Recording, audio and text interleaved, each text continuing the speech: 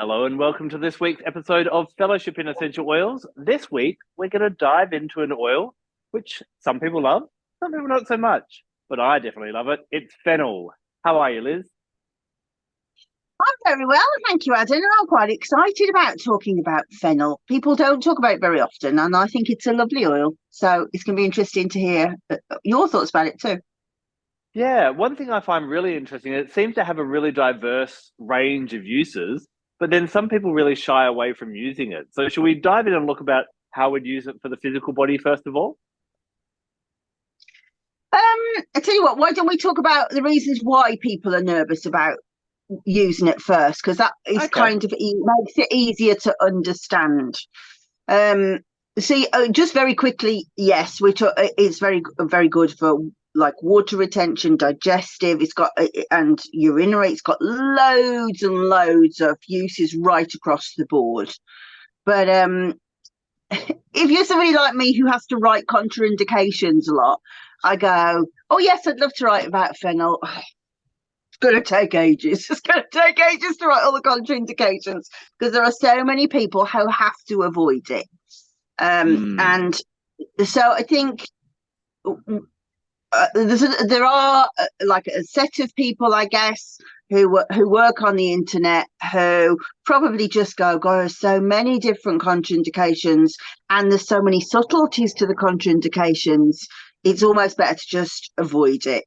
And Yeah. so I think and I mean, I don't know if you've seen that, but it's a bit like how it went with eucalyptus oil that everybody suddenly went, we don't use it on children. Well, there are ways to use it on children, but if you working one to one with somebody, that's very different to teaching a whole raft of people all at once, a bit like these videos do. So So it's a bit, I was going to say, it's a bit of the, throwing the baby out with the bathwater when it comes to fennel. People were just like, oh, well, no one should use it because it's dangerous type of thing. But that's a bit excessive, would you say? I feel it's excessive, but I can understand why people get there. So I guess the main area to be sort of two main areas that you need to be concerned about, although that kind of ripples out in many different ways. The first is that it is a hormone disruptor, most certainly.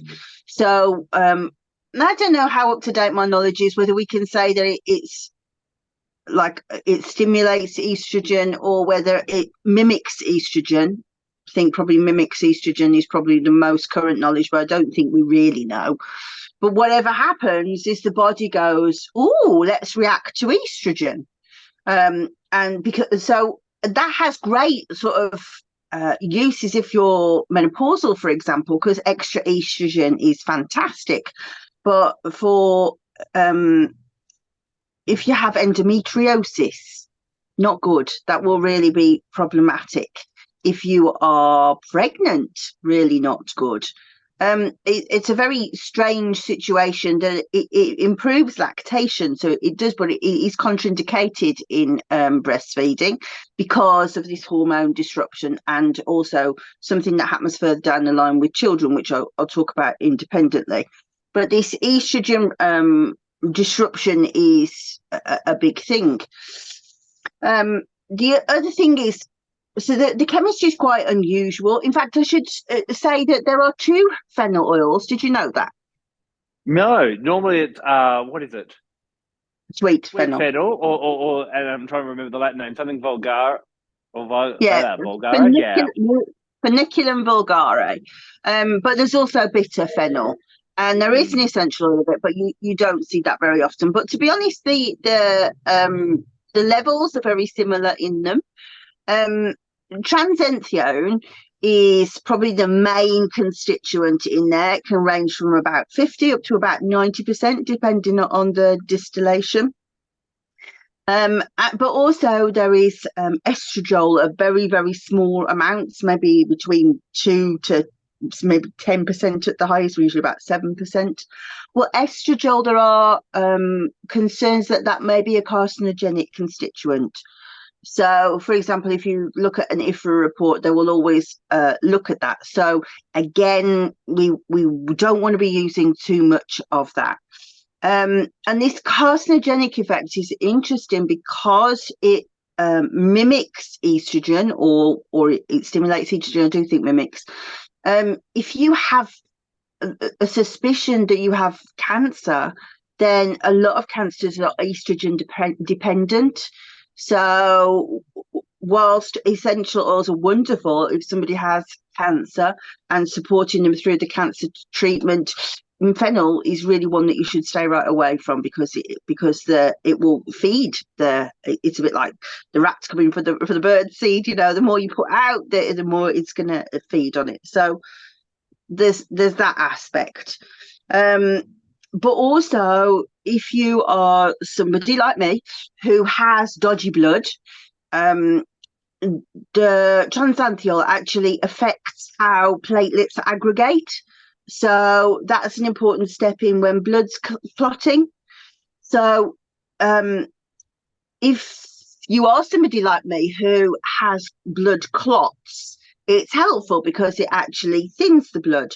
But if you are a haemophiliac, or if you have a platelet clotting disorder, or importantly, if you are taking drugs that will thin the blood, all of those things will be problematic with this constituent. So all of those areas need to be concerned with. Also, it interacts poorly, I think, in the liver with diabetic medications. So again, if somebody's on diabetic medications, problematic. So I also would say don't use on children. So there's this whole range of people that should stay away from it. But actually, so that's a really long list, but actually not that many people. Do you know what I mean? So most of us are okay. I'm thinking then, to summarize, there's 5 groups there, really. Basically, anyone who's pregnant or got endometriosis. Yeah. You've got anyone who's on diabetic medication, anyone who's got any blood thinning issues, and what was the last? Oh, anyone who's got cancer concerns. Yeah. So that's a lot of people, but quite a small percentage of the population, if that makes sense. It does. I would add something else to that, and that is anyone who is trying to get pregnant. It's a difficult one because, well, so how is your physiology of pregnancy? I will break it down just for those who are not sure. So what happens when the body comes to ovulate is it will release an egg at a time when it's high estrogen. So this is great, high estrogen, that's what we want. A rather unpleasant aspect is the cervix is sealed closed most of the month by a mucus. And that mucus actually softens to allow the sperm to go through the neck of the cervix, and an estrogen makes that happen. So again, we want that. But what happens is the body releases the egg, and then if it's fertilized, or actually, if it's fertilized, the egg shell, not that there is a shell, but the egg shell breaks down and becomes what's called the corpus luteum. And that is the ovaries secrete progesterone, but the corpus luteum also produces progesterone. And you need that luteal phase to be long enough for the body to actually maintain a pregnancy. So whilst that we're using we want the estrogen to be high for those parts of ovulation, and for the cervix to open properly, but immediately we need the progesterone to go up, and pregnancy can't be supported unless there is a progesterone dominant environment. So we don't want fennel in the system then, because it's going to be fighting and making estrogen. So again, somebody who is trying to get pregnant, I would say, if you are thinking of using essential oils to bring your hormone system into alignment, do that, but physically, like, make a plan not to be trying in that 6 months. Use your essential oils to tone the the uterus to get your hormones into line. And in that case, Fennel's fantastic. But the second you start trying, we're going, right, I'm putting that Fennel bottle away. So again, to stress it, it's not a hazardous oil. It isn't. You would use it in quite low dilutions, maybe 2.5%, 3%. You certainly should not be ingesting this oil. So even as somebody, this is, if you look in Tisserand and Young, it's very stipulated, do not ingest this one, because there are issues with the estradiol in particular, but so many issues. So whilst it isn't a hazardous oil used topically, it's definitely a hazardous oil to ingest. So I can understand why some people say, no, you should never use this oil. But that's being overly cautious. Well, sounding rather confident or selfish, none of the things that you've listed apply to me. And I'm sure there are many people that are listening at the moment that don't tick any of those boxes either. So how are we going to use it? So I would say there's sort of 4 main areas that it falls into. So like most herbs, of course, digestive. So it is tremendous for any kind of slow digestion. And bear in mind, remember that I said about how it interacts with diabetes meds. So this is kind of the area where you would have to be like quite careful that you're not wandering over, because diabetes and digestion is definitely a thing. But indigestion or slow digestion or constipation, all of those things, I don't know if anybody doesn't know, it comes from the fennel seed, and it's got that very aniseedy kind of feel to it, which is the anthiol. And any kind of aniseedy smell, you can always go, yeah, that's going to be great for speeding up digestion. So that would be the first one. The next one I would say would be for water. Absolutely fantastic support for the lymphatic system. So any kind of situation where the body is holding water or holding on to water, then this is great. So I would say PMT, when you like swollen boobs and you're retaining water, then fantastic. If you have hurt yourself, you banged your knee and it swells up, amazing. Swollen ankles, again, swollen ankles and pregnancy, definitely a thing, but we're not using it with pregnancy. But any kind of situation I'm going to say in this heat, we had a whole day of summer yesterday, and when you're hot, you kind of balloon a bit, don't you? It's really, really refreshing. So it's tremendous in like foot baths and that kind of thing to get the swelling down in your feet and stuff like that. Puffy eyes, any kind of fluid retention anywhere, amazing. Particularly actually cellulite. Anywhere where you want the lymphatic system to get faster, particularly with juniper, cypress, absolutely fantastic. So just in case anybody doesn't know why that would work. So the lymphatic system is kind of runs alongside the circulatory system or the circulatory system. But the blood has a pump to move it. So that would be the heart. And so that kind of always is pushing blood around the system. But the lymphatic system relies upon muscle tone. So if you're somebody who's got tremendous muscles, and it's very unlikely that you're going to have fluid retention, but if you've got quite a sedentary job, you're having a time that you're quite sluggish, and your muscles are more, for want of a better word, flaccid, they haven't got that sort of tension to them, then there are chances that you are going to need extra help occasionally in the lymphatic system. And we make it, that sounds a bit like it's always cosmetic, but the lymphatic system has more uses than just moving fluid. It supports our whole immune system.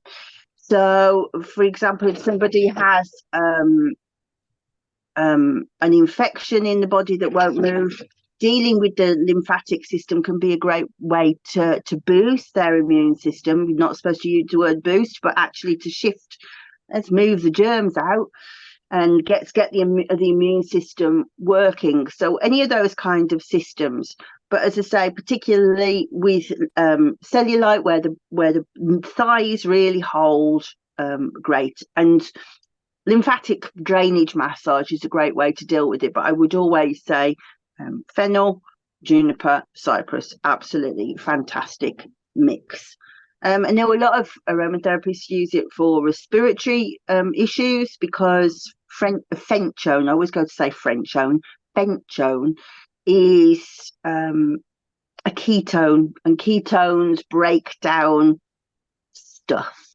So when we're talking about gunk on the chest and things like that, it's quite low concentration, but enough to be effective.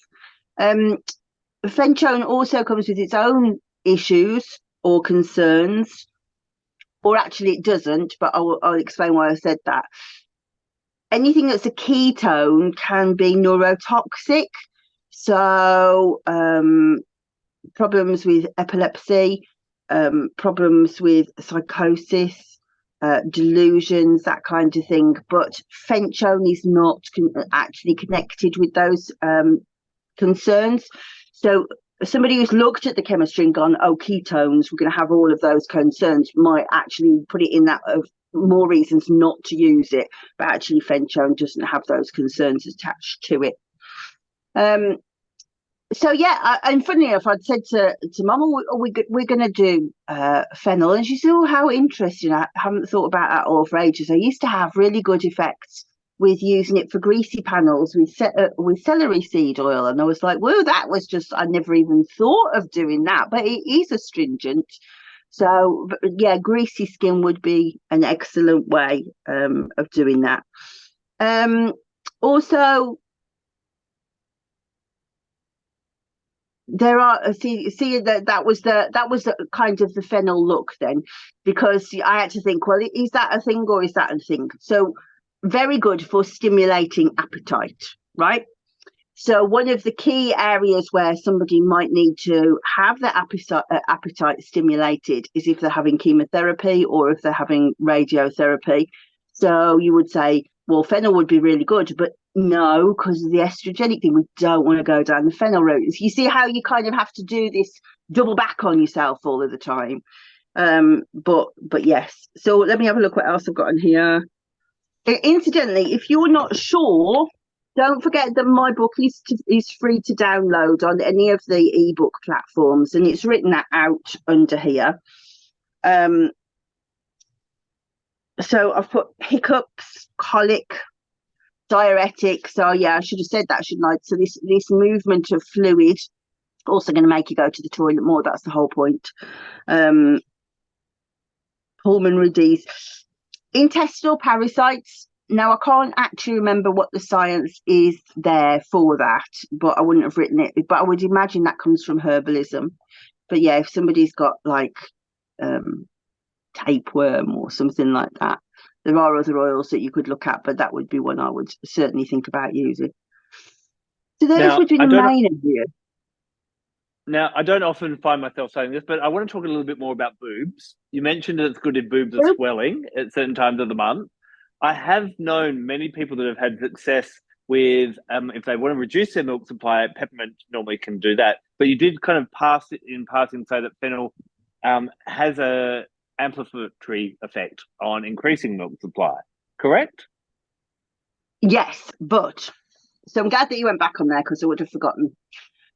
So you'll have to forgive my vague recollection of this, but fenchone, I'm pretty sure, was the constituent.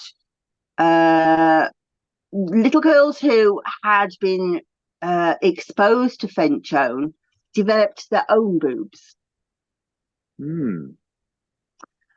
So this is one of the reasons why we don't go down the thing with children, because I don't know what I can't remember the name of it, but yeah, their breasts started to fill out even though they were only like sort of 5.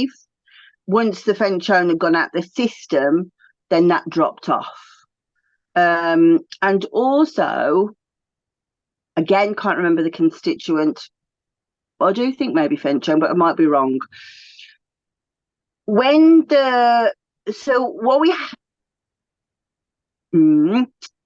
one of the things I often have comments on when somebody is rude enough to leave me a negative review on my books, often they'll say, there's no proof that essential oils are not safe in pregnancy. And absolutely, you are correct, and that's the point. Because ethically, it is unsound to test on an unborn child. So therefore, we don't have the data available to us. So that is why we take a cautious approach. However, what happens sometimes is there are experiments on rat embryos, rat feti, what is the plural, I don't know, cells in petri dishes. And so this gives us some guidance as to what would happen. So whilst people and rats are not equal, although I've met a few that are, we do have similar evolutionary processes for mammalian cells. So when, I'm sure it was fenchone, but it might have been transcendental, was put directly onto rodent embryo cells, it killed them. And so, but also as they got older, if I remember right, it affected fetal development. So this is one of the reasons why we say we don't breastfeed on it, because we know that the oils pass through the breast milk. Yeah. Fenchone, is it only found in fennel, or would you find it elsewhere as well? Oh, why do you always ask me these questions? You know I'm rubbish at chemistry. No, I think it's in other ones as well, but I couldn't tell you what they are off the top of my head. If you did want to look where I would look, had Adam given me the heads up that he was going to do that, Jennifer Peace Ryan's book of essential oils is a fantastic place to look for that. She usually does things by constituents, and also Tisserand's book. But no flagging up, no research done. Not a problem. One last question about boobs. So if someone is wanting to increase their milk supply, what would you as an aromatherapist be recommending? Drinking loads of water. Okay. I don't know. Maybe celery seed, maybe clary sage, but I would always want to go and check my safety before I recommended that. But I would have thought those two. But drinking tons of water would be my recommendation. Fair enough. Now, the final thing that I've seen looking at fennel and its physical uses, I find it appearing in a lot of blends for cramping. Now, this can be menstrual, this can be digestive, and this can be muscular. What's the idea behind that? Antispasmodic. Yeah. So one of the indications I got in the book is colic. And the reason why I said that is because for the most part you would not want to give a child it for colic, but actually horses and colic is a thing, and adults get colic, or not very often, but this kind of cramping and griping, fennel is good. And I'm going to say but I'd go Roman chamomile or clary sage myself by preference over it. Got you. Now, we've talked a lot, obviously, about the physical, but we love to talk about the holistic. Would you ever reach for fennel for an emotional or even a spiritual aspect? Definitely. Actually, so do you want to hear a weird story that's related but not related? Because I have many. Yeah, let's fire away. So I always say that when you breathe fennel, it's a bit like you've run a marathon and you're at the 25th mile and you're hitting the wall and you just feel like you're not going to get back through it. And so this doesn't have to be physical. I remember when I was doing the be on the Essential Oil Recipe Summit, and I was just like, I just can't do any more. I'm so tired. And Fennel is really good for pushing you through that. And so I've said that for years and years and years. That's always been the main thing. It's very uplifting. It's very resilient. It makes you feel like you can overcome anything. But what I found was extraordinary was I've always used that example. And Fennel, a marathon means city of Fennel. Wow. I know. So I was like, wait, what? What? So now we're going off Fennel, right? But let me tell you another story because it's so delightful. You're just going to love this story. It's got nothing to do with Fennel. Absolutely. But still. So do you know where the race of the marathon comes from? I have no idea. Okay. So the race of marathon comes from ancient Greece, but not the Olympic Games. It was never in the Olympic Games. In actual fact, it was somebody's job. So the hemerodromos was the sacred messenger that took information from one place to another and delivered messages, a kind of like a carrier pigeon on the foot, right? And so when the Battle of Marathon was won, when the Athenians beat the Darius the First, the barbarians, the Hemodromos called Pheidippides ran all the way from Marathon back to Athens to deliver the news that he'd been beaten and that the Athenians were the winners. And so he ran that 25 miles. Actually, the marathon is 26 miles, but that's where it comes from. So, but there's so much more. So everybody, that gets said a lot, that story. So that's not an unusual story. But when I've been researching the nymphs, the cult of the nymphs in Athens was actually established after the Battle of Marathon, thanks to the message that came with that. We've beaten by Pheidippides. So I was like, I need to learn more than that. When I read it, I was like, oh my God, why does people not tell this story? So like I say, it's not related to Fennel, but it's so great, I've got to tell it you. So what happened was Darius the First had decided, he was the Persian ruler, and he wanted to take vengeance on the Athenians because they'd waded in with the Ionians and they'd defeated him. They'd gone to the satrapy of Sardis and set it on fire and raised it to the floor, and he was like, right, revenge. So he did this vow. He raised his bow to the heavens, and Zeus, I will have revenge upon the Athenians. And he said to his manservants, you must tell me thrice a day before meals, master, remember the Athenians, so that he never lost his vengeance against them. Well, the Athenians were like, whoa, this is bad, because Darius I, he had like the worst army. Had left atrocities in their wake. So they decided, right, well, we're going to have to defend ourselves. So how are we going to do that? We need to send word to all of the Greeks. Well, Pheidippides, who we spoke about, who sent the message back, Pheidippides was actually sent to recruit the Spartans. So the Hemodromos runs and runs and runs, and his job is to run all the way through the day, the night, without stopping. And he does that to Sparta, which is 136 miles. And Pausanias says he does it in 2 days. So he runs all the way there, and he speaks to the Spartan king and said, will you, surely you will not desert the Athenians in their hour of need, or something like that.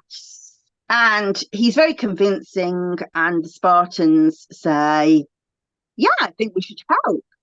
Only, unfortunately, you've come in the middle of the Kolkia, which is the festival to Apollo, not allowed to fight until the moon gets full.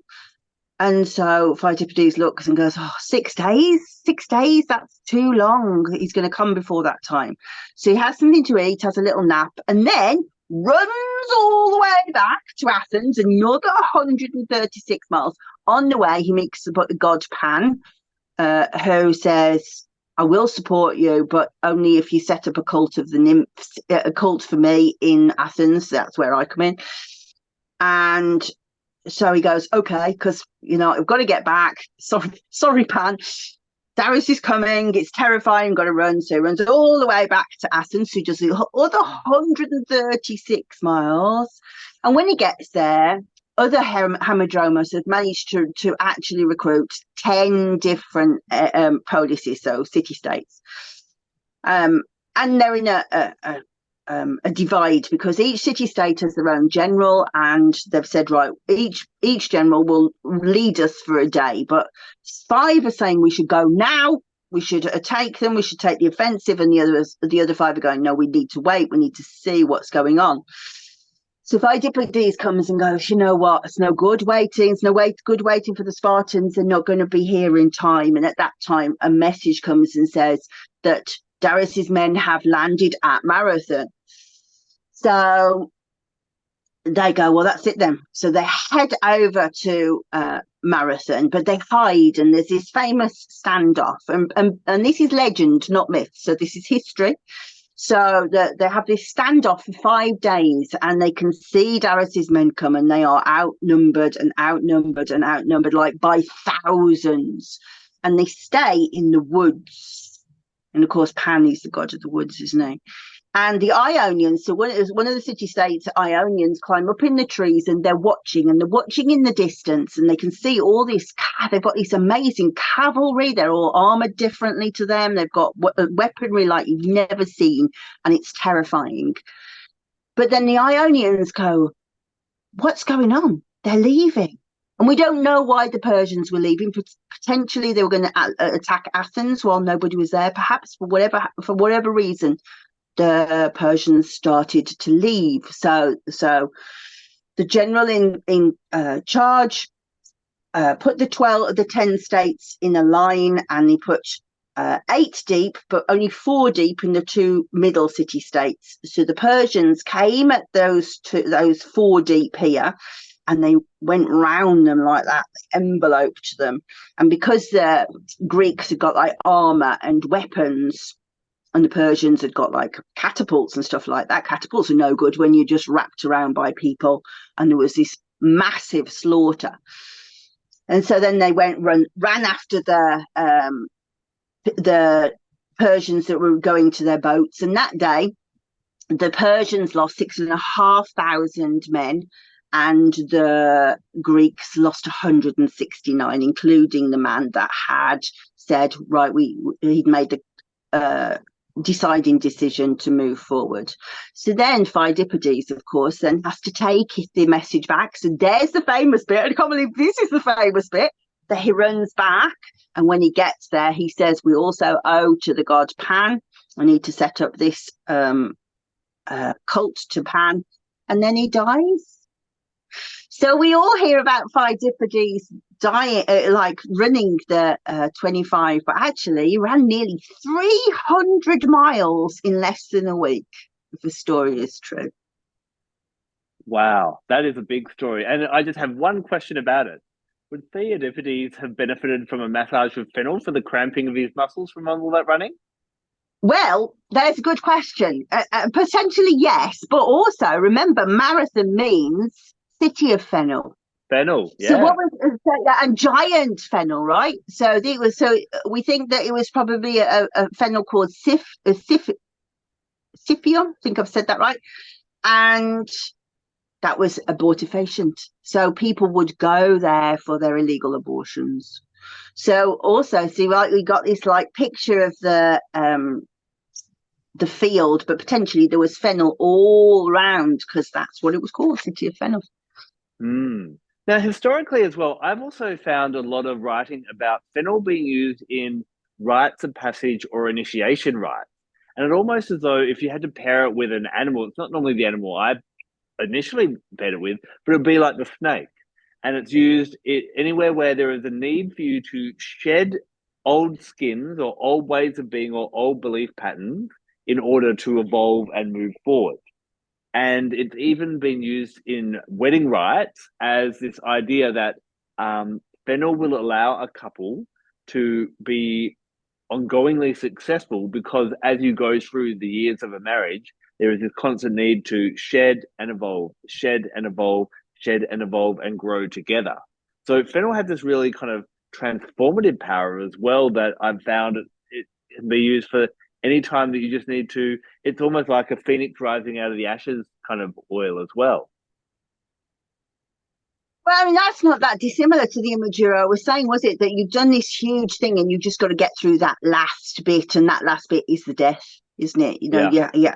you die and then you rise again. In that, it's almost like somebody's final surge before they die. They have this suddenly, this energy comes from nowhere.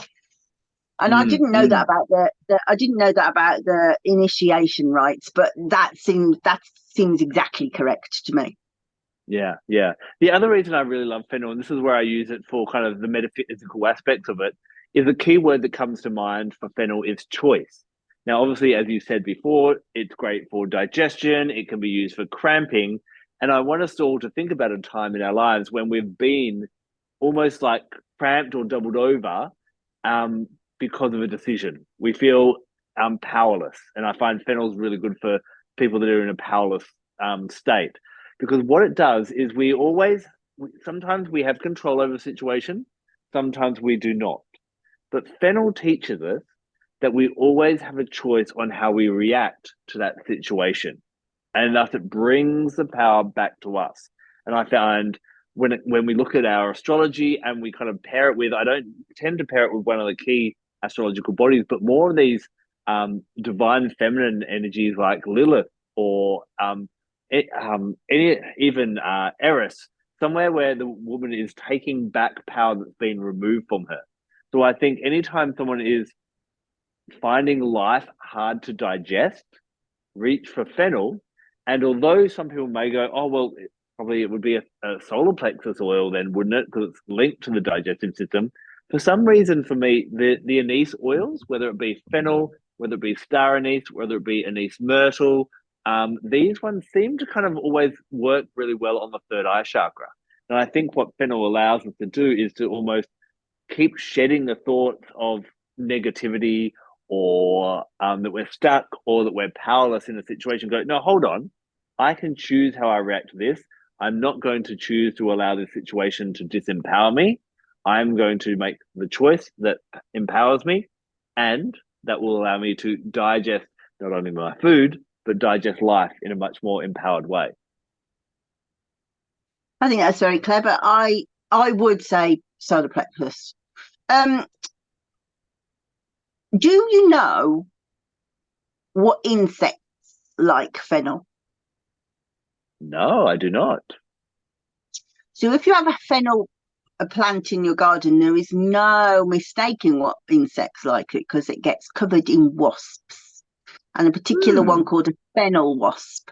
And so this idea of mean you know, that can be a fennel thing of like you vengeance or just spitefulness, you know, just if somebody crosses you, or like you were saying about women's rights, and sometimes, I mean, we talk about them very lackadaisically, but women's beliefs are so outnumbered by men's beliefs. Sometimes you do have to be so bloody minded to stand up against it, and it is wearing. And that whole thing of the marathon thing, you know, just I've been doing this and doing this and doing this, I can't do it anymore. Fennel goes, you can, and here's the spark to be really mean if you want to.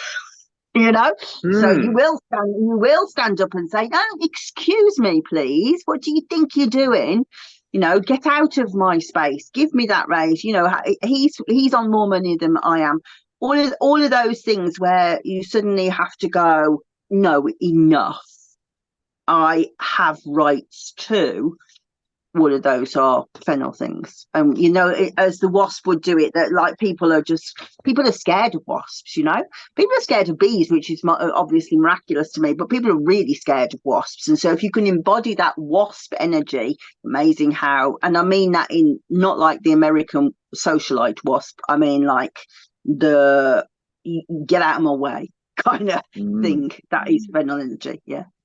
It's really interesting. On the day that we're recording this, and we're going to release it today as well, there's actually an astrological event happening. Eris is going into retrograde. Now, Eris is in the running to be the 10th planet. She's slightly smaller but heavier than Pluto and out in those far reaches. And her mythology is very much around, she's known as the goddess of strife and discord. She's caused a few rifts in mythology when she threw a golden apple on the table in front of all the goddesses that said "to the most beautiful." And she's also attributed to studying the Trojan War. Now, even if you're not into Greek mythology, if you like a bit of Disney, if you've seen the movie Maleficent, Eris and Maleficent are very, very similar. They kind of govern or talk about this feeling of being wanting to be vengeful or causing strife because you feel uninvited, excluded, or that someone else is being given the attention that you deserve in that type of way. And so when Eris goes in retrograde, it often brings up feelings of like, I'm being left out, this is not fair. And we've got to decide, do we go down that empowered of like standing up and fighting for what we believe in, but also becoming a possible outcast from that? Or do we just keep our mouth shut in order to keep the peace? And for all of us, we need to find a balancing act of what battles are worth fighting and which are not worth causing the trouble for. So Fennel, I think, would be an amazing oil to lean into as we try and balance these two aspects within ourselves that will be coming up around this time because Eris is going retrograde today. I think that's absolutely true. And also kind of remember how the Athenians were so outnumbered, but still something came out of nowhere, pulled something out the hat, whether it be, well, maybe it was the wasps, maybe that's why they disappeared, maybe there were wasps everywhere, I don't know. But, that something in the universe just goes, yeah, it's your turn. And just rather than just going, I can't bother, I've had enough now. Fennel goes, no, come on, we can do this. And even interesting when we think about, we started talking about, we've got to be wary of Fennel of this, we've got to be wary of Fennel of this, which of course we do, but it's almost a feared oil, but also a very powerful oil, physically, but also metaphysically. In that, in the way we've been talking about this kind of revenge energy or this fighting for what you believe in, we'd all almost think of fighting as a negative thing. But if we don't fight, sometimes we get taken advantage of. So Fennel almost has this kind of power to it, doesn't it? Yep, the battle warrior. Yeah, I agree. Yeah. So we've talked about it being, I still kind of, I would say, yes, it would work for the solar plexus chakra, but I keep on leaning towards the third eye chakra. You said the solar plexus. I've either said Eris or even Lilith for asteroids or dwarf planets astrologically wise. What would you say, Fennel, astrologically? So I think that in terms of the physical body, we have to say Jupiter. That yellow expansiveness is liver, but also that idea that one can push further, that can reach further. That's Jupiterian. And also the fact that I mean it's totally irrelevant, but that Darius shouted, "I will have revenge on the Athenian Zeus," and for whatever reason Zeus went, "Do you think so?" And he organised the universe to go, "I don't think so." So we have to have Jupiter. Yeah, that makes sense. I can understand that for sure. So Fennel, how would you summarize Fennel in a few sentences? I would say probably that it is a potent oil that needs to be respected and considered before we use it, but can also be used, especially on a holistic level, for great manifestations and great empowering, and to bring you from a state of disempowerment to being authentically fighting for what you believe in. How about yourself? But actually, I think that its greatest uses are in the physical body. that for digestion, particularly for fluid, this diuretic aspect, and just moving toxicity generally, it's a tremendous detoxifying oil. You usually ask lately, is it one that you should have in your box? And I would say, I think it's a bit like when you've got a teenager and eventually you have to say, you've got to go on the train on your own. It's about learning to be a bit grown up with your essential oils, really. There are so many things that you've got to think of. It's a complex one, because you have to, every time you come up against something, you have to think, well, action, contraindication, backwards and forwards. But it is like going to university, really, using fennel oil. Yeah. Well, thank you very much for joining us on Fellowship in Essential Oils. Remember, we'll be back next week when we're going to dive into another amazing gift of Mother Nature. Until then, take care and have a sniff of your fennel and see what you think, and let us know in the comments below. Bye-bye.